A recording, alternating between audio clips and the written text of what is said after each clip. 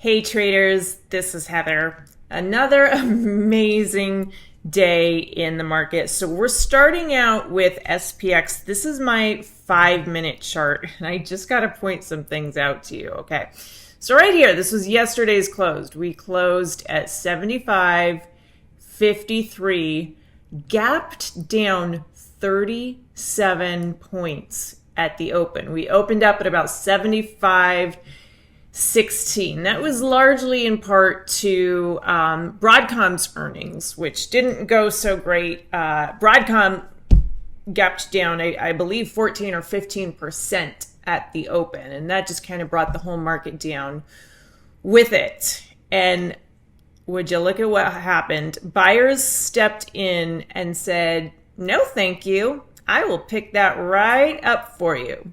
So we came right up here, filled that gap, traded sideways for a little while. Now, I actually thought we would stay right in this zone for a little while. So, or at least for a few more hours. I thought we were perhaps even going to close within this zone right here, because what we have right here, this aqua moving average, that's the daily 5. You can see it a little bit better over here.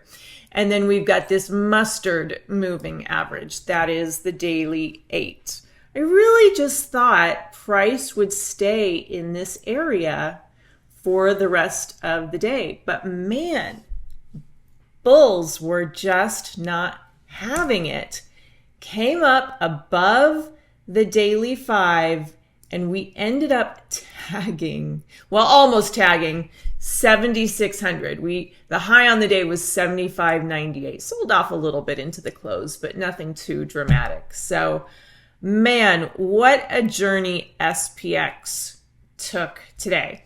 Now, if you recall, the last time I was here and did a video with you all, what did I say? We can't really look for pullbacks to the daily 21 like we normally do in this aggressively bullish market. So what we need to look for instead, if we want to get long, is pullbacks to the daily 5, which we did get that yesterday, and pullbacks to the daily 8. We briefly were under the daily 8 today before just rocketing higher, but just wanted to point that out, that those are consistently two really good moving averages to pay attention to when we are in such an aggressively bullish market. So if they're not on your charts right now, I would recommend throwing them on there just so you know where they are, because they tend to be really good landing spots for the market. Just want to point this out. It's only 12 points away. The daily 5 is at 75.72. So should we get a little pullback tomorrow, and we could, that could be a good little resting spot for SPX. 75.55 is the daily 8. Also, right near a major psychological level of 75.50. So, if we get a more meaningful pullback, which, look, that's not that far away either. That's only 29 points away. That's totally within striking distance. Look in that zone, okay? Just want to point out, I reference this a lot. Trader's Almanac, Stock Trader's Almanac. Tomorrow, Friday, June 5th, is historically a bearish day in the market. Just because that's what tends to happen doesn't mean that's what will happen tomorrow. But I'll also point out that every single day this week so far has been correct. So if we do indeed get a pullback tomorrow, I would look for the daily 5 at 72 or the daily 8 at 55 to offer some support. Okay, I'm going to go back to my daily chart so that we can zoom out a little bit, look at a bigger picture, because tomorrow's Friday, end of the week. So I want to know where the weekly quant pivots are, and are we close to any of them? Well, spoiler alert, we are not.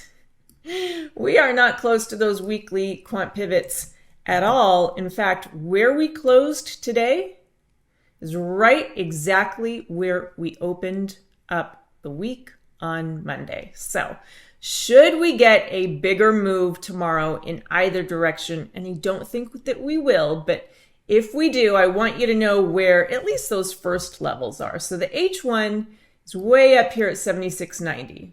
It's a long ways away for one day. The L1 is down here at 74, we'll call it 92. I also think we're probably safe from that, but I want you to know where those levels are, because look, when a crazy move happens, we rarely get a heads up about it, right? So we could get a crazy move tomorrow. You never know, what sort of news could come out that pushes the market in a big direction, or in a big way in one direction or another. So just mark those levels just in case we do get a big move, 76.91 or 74.92. Just as a reminder, those levels are not targets, they are guardrails. So should price get up to that H1, you can use that as resistance and a place to short.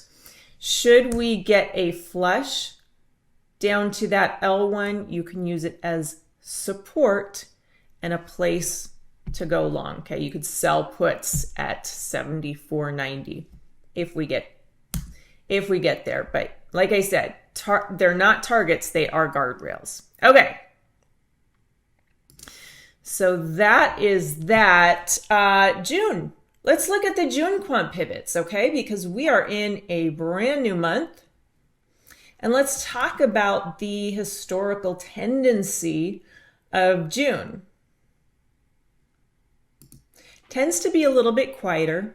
Now, historically, every single quarter has a rally, but the rally that we see in the summer is the weakest of all four of them, okay? Just tends to be a little bit more muted than the other rallies throughout the year. That's because historically, Wall Street goes on vacation. They're in the Hamptons, they're resting, and so there's just lower volume.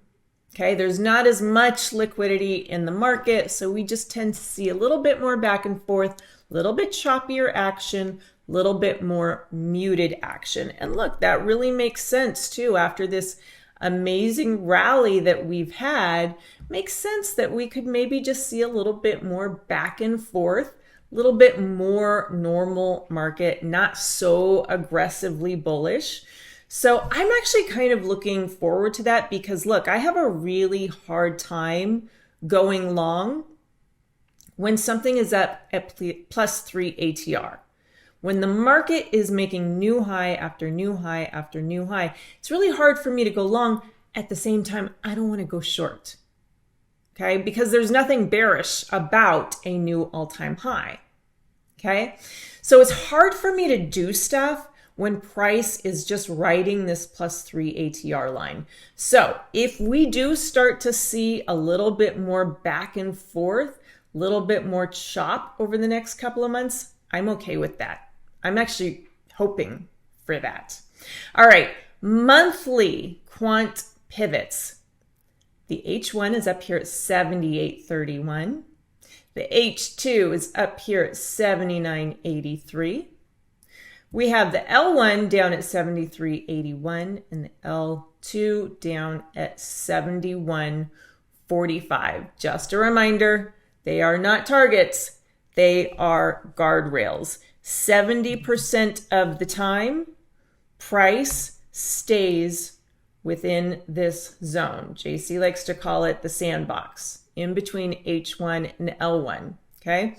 When price leaves that zone, that's considered more of an extreme move, and typically that is when we see algos step in and move price back into that sandbox, okay? So make a note of where those levels are so that if we do get an extreme move, you can look and see if it makes sense to place a trade for a reversal, okay? Again, I don't think that'll really happen. I am expecting a little bit more back and forth, a little bit more chop over the next couple of months. So we'll see what happens there. Let's take a look at a couple of stocks as well, see what's going on there. Let me just change this chart over really quick. Apple, still on fire. Still on fire. It's starting to calm down a little bit, but look, it hit this fib extension that I've got here at 316 yesterday. That is a 1618 fib extension, so I think I can actually go ahead and take those fibs off now. If it does break through that, I would be looking for this snow line up at 325. We'll see if it can make it there, okay? Google's starting to sit down, although today it did have a great day. It was up almost 4%. But Google had a great run, and now it's coming off a little bit, okay? This could be a sign that things in the overall market are starting to settle down, okay? We'll see if it can get back above its daily 21. I don't necessarily think it's going to make another new high in the very near future, but you know, we might be able to get a little trade off of it if it can get back above the daily 21 and maybe build some intraday squeezes. It does have an OG squeeze on the daily chart, but in order for me to go long on Google, what I need to see on this squeeze histogram first is a yellow bar, just like over here. That shows me that momentum is starting to shift higher. So even though Google was up nearly 4% today, momentum is still showing bearish. So not ready for me to do anything with it yet. Let's take a look at Nvidia. Nvidia came down to its daily 21 yesterday, had a good move higher today, but let's see if it can hold that daily 21 before making it up to, I have a fib extension up here at about 240. Also, actually I have two fib extensions, excuse me. I have a 1618 fib extension that was from an earlier set of fibs, has not been hit yet. That's at 241. I have another 1236 fib extension. That's from this move right here. That's at 243. And we also have a snow line at 242. So look, when you have a cluster of levels like that all together, some fib clusters and a snow line, sometimes it ends up being a good target. So I think 240 is probably the next move for Nvidia. When it makes it there, I don't know, we'll see, because if we are about to enter into a more quiet market, might take it a little bit longer. But just to give you a little bit of extra context, the weekly ATR is 15 points. That target is about 22 points away. So yeah, look, maybe it makes it there by the end of June. I would say if you wanted to use that as a target and actually get into a bullish trade in Nvidia, I would say go with the July monthlies.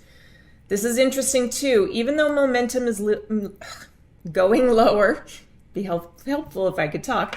Momentum is going lower on the squeeze histogram. However, it entered its first day in an ideal squeeze. So that's something to watch as well. I like Nvidia. One last point that I want to make before I say farewell. Today was a historical day, especially if you have a small account, because as of today, according to the SEC, the PDT rule, pattern day trading, has gone away. That means, according to the SEC, if you have less than $25,000 in your account, you are no longer restricted on day trades per the SEC. Now, I keep saying per the SEC because ultimately it is still up to your broker, okay? And each one is a little bit different, okay? Tastyworks, they did away with it today. The first day that they could do it legally, they said, okay, we're doing it. I believe Fidelity also did away with it today. If you are using TOS to trade, Schwab will allow day trades for small accounts starting Monday. Okay, so double check with your broker, make sure that you're not violating your broker's rules, but this is really, really fantastic for anybody with a small account that hasn't been able to trade spreads, because now you're going to be able to. Spreads are a great way to grow a small account because it just gives you a little bit more of a safety net. It also allows you to trade larger stocks like Bloom Energy or like Tesla or like Nvidia without having to risk too much of your account, right? It kind of lowers your risk a little bit, but yeah, it really just, it gives you a little bit of extra cushion with those spreads. So I'm really happy to see that go away. That said, I want to point something out, okay? Risk management is still key. Just because you can do something new doesn't necessarily mean that you should. And I definitely don't think that you should be changing your strategy entirely. Don't do a complete overhaul of your strategy just because you can, all right? Dip your toes into the day trading thing if that's something that does interest you, and lower your risk. Okay, so one thing that I talk about all the time is that I have different levels that I am willing to risk depending on how long I'm in a trade. So the less time I plan on being in a trade, the less money I'm willing to risk. So just as a rule of thumb, if I'm going to be in a swing trade for, let's say, 3, 4, 5, 6 weeks, I'm willing to risk up to 5% of my account. If I'm going to be in a swing trade for, let's say, less than 2 weeks, I want to keep it closer to like 3% of my account. If it's a day trade, well, then I like to lower my risk to about 2 to 3% of my account. Okay, keeps it safer. When you're in a day trade, yes, you can make money quickly. It can also go against you very quickly. And that's why I like to lower my risk. So if you have been restricted before because you have a small account and you plan on dipping your toes into the day trading thing, just keep that in mind. Lower your risk for those day trades. Okay, that is what I have for you all. Thank you so much for joining me. Make sure to like, and we will see you in the trading rooms. Thanks, traders. Without simpler trading, I could not have financial independence. This is one of the best investments I ever made in my life. It's helping me find consistency. It's one of the things that won me.